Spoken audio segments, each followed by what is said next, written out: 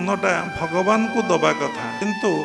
ए मनटी को आमे कुआड़े दौचे केतबले टंकारे बंधा पड़ीचे केतबले स्त्री पाखरे बंधा पड़ीचे केतबले खाद्य बंधा पड़ीचे केतबले मन कौन से सत्संग गुरु